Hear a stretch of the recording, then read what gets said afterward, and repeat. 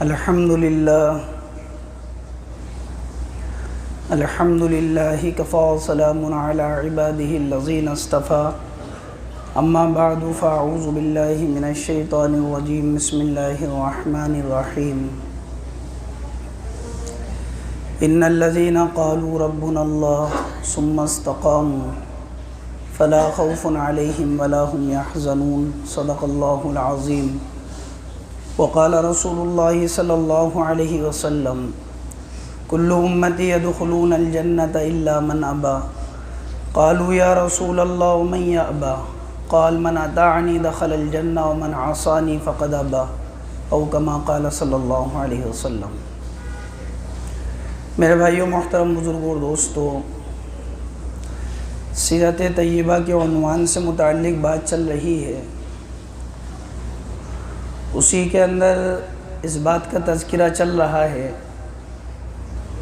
سن 6 نبوی کے اندر جب حضرت عمر رضی اللہ عنہ اسلام لے کر آئے تو حضرت عمر کے اسلام لانے سے پہلے کیا حالات تھے، اور حضرت عمر رضی اللہ عنہ اسلام لے آئے تو اس کے بعد کیا حالات بنے۔ جب حضور اقدس صلی اللہ علیہ وسلم کے مجلس کے اندر حضرت عمر رضی اللہ عنہ آ گئے، اور جیسا کہ بعض روایتوں میں آتا ہے کہ آپ نے حضرت عمر کے دامن کو پکڑا اور اللہ کی بارگاہ میں عرض کیا کہ اللہ، یہ عمر بن خطاب ہے، یہ یہاں تک آ گیا، اللہ اسلام کو اس کے دل میں داخل کر دے۔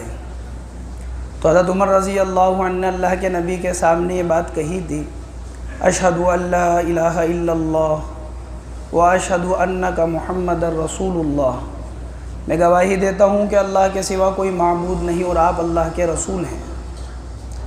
جب حضرت عمر رضی اللہ عنہ نے اپنے اسلام کا اظہار کیا تو روایتوں میں یہ بھی آتا ہے کہ اللہ کے نبی نے بلند آواز سے اللہ اکبر، یہ نعرہ آپ نے اللہ اکبر کے الفاظ کہے۔ جب آپ نے یہ تکبیر کے الفاظ کہے تو جتنے بھی مسلمان وہاں موجود تھے، خوشی کے مارے ان سب نے بھی یہ الفاظ کہے، اللہ اکبر۔ اور یہ الفاظ جب یہاں سے گونجے ہیں، اس تکبیر کی آواز یہاں سے، اس نعرے کی آواز جو گونجی ہے، تو پھر اس کی آواز اتنی گونجی کہ روایتوں میں آتا ہے کہ مکہ کی پہاڑیوں کے درمیان میں اس آواز کو سنا گیا۔ یہ خوشی کی آواز تھی، مشرکین مکہ کی مجالس میں اس آواز کو سنا گیا۔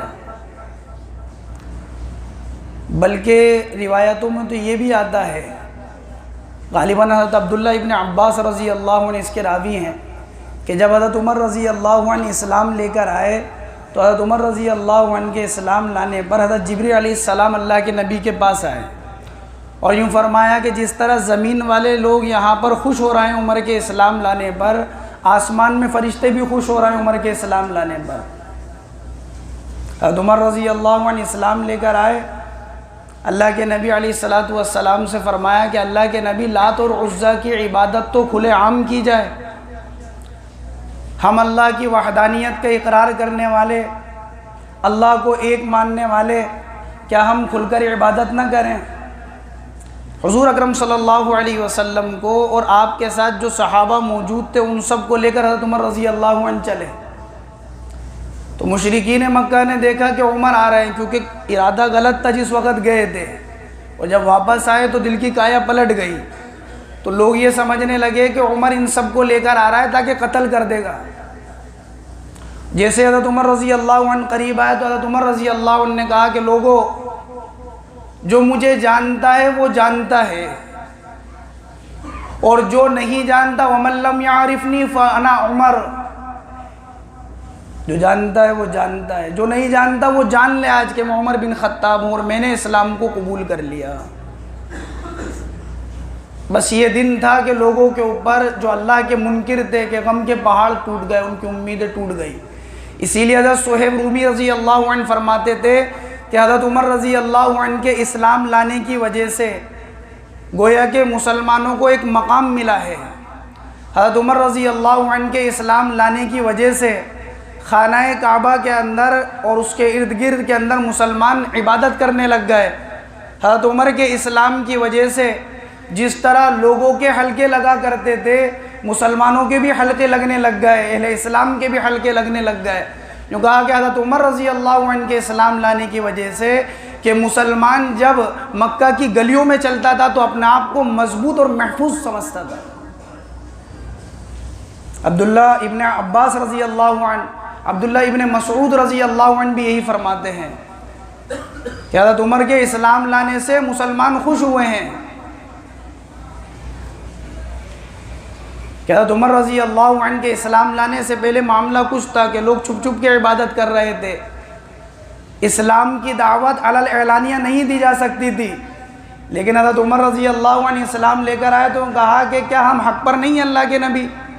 کیا ہمارا دین حق پر نہیں ہے؟ کہا کہ ہاں ضرور حق پر ہے ہمارا دین، ہم حق پر ہے۔ تو یوں کہا کہ پھر چھپ کر کیوں؟ علی الاعلان کھلم کھلا، اور ان لوگوں کے درمیان میں آ کر اپنے اسلام کو اظہار کیا۔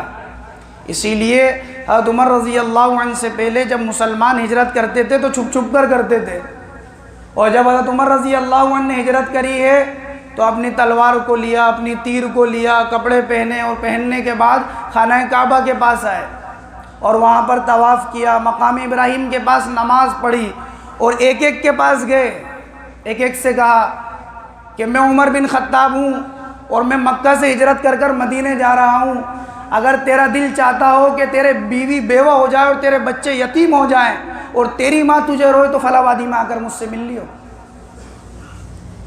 صحابہ فرماتے ہیں کہ ایک کی ہمت نہیں تھی کہ وہ عمر کے پیچھے چلا جائے، ایک ایک سے کہا تھا کہ تیرا دل چاہے اگر تیری ماں تجھے روئے، تیری بیوی بیوہ ہو جائے، تیرے بچے یتیم ہو جائے تو میں جا رہا ہوں مکہ سے مدینے کی طرف ہجرت کر کر، اور فلاں وادی میں ٹھہروں گا، وہاں رکوں گا، آج یہ مجھ سے مقابلہ کر لی، تو روک سکتا ہے تو روک لیو۔ اور اس سے پہلے مسلمانوں کے حالات یہ تھے کہ جانے والے کی جان کے جانے کا خطرہ تھا، اس کے مال کو چھین لیا جاتا تھا، اور حضرت عمر رضی اللہ عنہ، اس لیے ان کے بڑے فضائل آپ علیہ الصلوۃ والسلام نے ذکر کیے ہیں حضرت عمر رضی اللہ عنہ کے۔ اللہ کے نبی نے ایک موقع پر حضرت عمر رضی اللہ عنہ کے لیے فرمایا تھا کہ عمر جس راستے سے تو گزرتا ہے شیطان اپنا راستہ تبدیل کر دیتا ہے۔ حضرت عمر رضی اللہ عنہ نے ایک مرتبہ اللہ کے نبی کے دربار میں حاضری کی اور اجازت چاہی کہ اللہ کے نبی میں عمرہ کرنے جا رہا ہوں تو آپ سے اجازت لینے آیا ہوں۔ تو اللہ کے نبی نے اس وقت یوں فرمایا تھا کہ عمر اپنے بھائی کو، یعنی خود کے لیے اللہ کے نبی نے کہا تھا اپنی دعاؤں میں مت بھول جانا۔ حضرت عمر فرماتے تھے کہ میرے لیے جملہ اتنی سعادت کی، اتنی خوش نصیبی کی چیز تھی، میں ساری زندگی اس بات کو نہیں بھولا۔ حضرت عمر رضی اللہ عنہ کے بارے میں اللہ کے نبی نے فرمایا تھا کہ میں نے رات کو خواب دیکھا کہ میں دودھ پی رہا ہوں، اور میں نے اتنا پیا کہ وہ دودھ میری انگلیوں سے نکلنے لگا۔ صحابہ نے پوچھا اللہ کے نبی آپ نے یہ خواب دیکھا، اس کی کیا تعبیر ہے؟ آپ نے فرمایا پھر وہ دودھ پیتے پیتے میں نے عمر کو دے دیا۔ صحابہ نے پوچھا کیا تعبیر ہے اللہ کے نبی؟ فرمایا اس کی تعبیر علم ہے کہ عمر کو علم ملے گا بڑا۔ آپ نے فرمایا صحابہ سے کہ رات میں نے خواب دیکھا اور لوگ میرے سامنے پیش کیے جا رہے تھے، میں نے کسی کو دیکھا کہ وہ آدھے قمیص میں ہے، کسی کو دیکھا کہ اس کا گھٹنے تک ہے، کسی کو دیکھا کہ جانگوں تک ہے، مختلف قسم کے لباسوں میں دیکھا۔ فرمایا کہ میں نے عمر کو دیکھا کہ وہ پورے جسم ان کا لباس سے ملبوس ہے، پورا جسم ڈھکا ہوا ہے، پیر تک ان کے لباس موجود ہے۔ اللہ کے نبی سے صحابہ نے پوچھا کہ اللہ کے نبی آپ نے کیا تعبیر بتائی اس کی، کیا تعبیر ہے اس کی؟ فرمایا اس کی تعبیر دین ہے۔ ساری زندگی سر سے لے کر پیر تک جس طرح لباس موجود ہے ان کی زندگی میں دین موجود ہے۔ حضرت عمر رضی اللہ عنہ صحابہ کرام کے اندر وہ مرتبہ، ایک مرتبہ جناب رسول اللہ صلی اللہ علیہ وسلم اور حضرت عثمان رضی اللہ عنہ، حضرت ابو بکر صدیق رضی اللہ عنہ اور حضرت عمر رضی اللہ عنہ، یہ چاروں جبل احد کے اوپر، احد پہاڑ کے اوپر کھڑے ہوئے تو احد پہاڑ خوشی کے مارے ہلنے لگا۔ تو آپ علیہ الصلوۃ والسلام نے احد پہاڑ کو مخاطب کر کر کہا تھا کہ کیا تجھے معلوم نہیں ہے تیرے اوپر ایک صدیق موجود ہے، یعنی حضرت ابوبکر صدیق رضی اللہ عنہ، اور دو شہید موجود ہیں، ایک عثمان ایک عمر، دو شہید موجود ہیں۔ اس دن کے بعد سے حضرت عمر رضی اللہ عنہ دعا کیا کرتے تھے کہ اللہ تیرے راستے کی موت نصیب فرما اور تیرے رسول کے شہر میں نصیب فرما، تیرے راستے کی موت ہو، شہادت ہو، اور کہاں پر ہو؟ کہ تیرے رسول کے شہر کے اندر یہ شہادت ہو اللہ۔ حضرت عمر رضی اللہ عنہ اسلام لے کر آئے، اور جب مسلمانوں کو بیت اللہ کے پاس لے کر گئے تو بس یہی دن تھا، مورخین نے لکھا ہے کہ جس دن حضرت عمر رضی اللہ عنہ کو فاروق کا لقب ملا، حق اور باطل کے درمیان میں فرق کرنے والے، حق اور باطل کو واضح کرنے والے حضرت عمر رضی اللہ عنہ۔ حضرت عمر رضی اللہ عنہ کے یہ شروع کے ابتدائی زمانے کے حالات ہیں، جب اللہ تعالیٰ نے آپ کو خلیفہ بنایا حضرت عمر رضی اللہ عنہ کو، اور جو ذمہ داری آپ کے اوپر آئی، اگر آپ کی ساری زندگی کو بولا جائے اور ساری زندگی کو کہا جائے تو آدمی کے لیے اس کے لیے وقت کم ہے کہ بولتا چلا جائے کہ سیرت ختم نہیں ہو۔ ایک مرتبہ رات کے وقت میں ایک عورت پانی بھر کر جا رہی تھی، مشکیزہ ہے اس عورت کے پاس۔ حضرت عمر رضی اللہ عنہ رات کو اکثر گشت کیا کرتے تھے رعایا کی خبرگیری کے لیے۔ دیکھا کہ ایک عورت ہے، مشکیزہ اس کے پاس ہے، آپ نے اس عورت کو روکا، وہ عورت جانتی نہیں تھی کہ امیر المؤمنین ہے کیا۔ حضرت عمر نے اس عورت سے پوچھا کہ تم رات کے وقت میں پانی بھرنے آئی ہو، کیا بات ہے؟ تو اس نے کہا کہ آپ کو تو معلوم ہے کہ مسلمانوں کی عورتوں کے اوپر پردہ ہے، تو میں پردہ کرتی ہوں، دن میں مجھے نکلنا اچھا نہیں لگتا، اس لیے رات کے وقت۔ کیا کوئی خادم نہیں ہے؟ تو کہا کہ میرے بچے بہت زیادہ ہیں، خادم وغیرہ نہیں ہے، مجھے ہی کام کرنا پڑتا ہے۔ تو حضرت عمر رضی اللہ عنہ سے کہا کہ بہن یہ مشکیزہ مجھے دے دو، اور وہ مشکیزہ لے کر اس کے گھر پر چھوڑ کر آئے۔ جب واپس آنے لگے تو حضرت عمر نے اس سے فرمایا کہ صبح امیر المؤمنین کے دربار میں آنا، تمہارے لیے کوئی انتظام کر دیا جائے گا۔ اس نے کہا کہ میری پہنچ کہاں امیر المؤمنین تک؟ کہا کہ تم آنا۔ وہ صبح عورت دربار کے اندر پہنچی حضرت عمر رضی اللہ عنہ کے، اور جب اس نے وہاں پر حضرت عمر رضی اللہ عنہ کو دیکھا تو وہ پہچان گئی کہ رات کو میرا مشکیزہ اٹھانے والا یہی شخص تھا۔ گھبرا گئی، دوڑنے لگی واپس۔ حضرت عمر رضی اللہ عنہ نے رکوایا اس عورت کو، کہا کہ رکو، اور یوں کہا کہ لوگوں سے ان کے لیے خادم کا انتظام کرو اور ان کے لیے نان و نفقے کا انتظام کرو۔ یہی حضرت عمر رضی اللہ عنہ رات کی تنہائی کے اندر گشت کر رہے تھے۔ صبح سویرے کا وقت تھا، ایک گھر کے اندر سے آواز آ رہی ہے، ماں اپنی بیٹی کا امتحان لے رہی ہے، بیٹی سے پوچھ رہی ہے کہ بیٹی آج بکریوں نے کتنا دودھ دیا؟ تو بچی نے کہا کہ آج دودھ کم دیا ہے۔ کہا کہ جب مانگنے والے آئیں گے، بندی والے آئیں گے، وہ تو پورا لیں گے، تو اس کمی کو پانی کے ذریعے سے پورا کر دے۔ تو بیٹی نے کہا کہ امیر المؤمنین نے منع کیا ہے۔ کہا کہ رات کی تنہائی کے اندر امیر المؤمنین ہمیں کہاں دیکھنے آ رہے ہیں، پانی ملا دے، امتحان لے رہی ہے اپنی بچی کا۔ تو اس بیٹی نے کہا تھا کہ ہاں میں امیر المؤمنین تو دیکھنے نہیں آ رہے، فَأَيْنَ اللَّهُ، اللہ کہاں چلا جائے گا، اللہ تو ہمیں دیکھ رہے ہیں۔ اس گھر کے اوپر حضرت عمر رضی اللہ عنہ نے نشان لگایا اور صبح کو اپنے بیٹے کا نکاح کا پیغام وہاں بھیجا۔ حضرت عمر رضی اللہ عنہ نے کہ جن کے بارے میں اللہ کے نبی نے فرمایا تھا کہ میں نے رات خواب کے اندر جنت کو دیکھا، اور جنت کے 8 دروازوں سے ایک شخص کو بلایا جا رہا ہے۔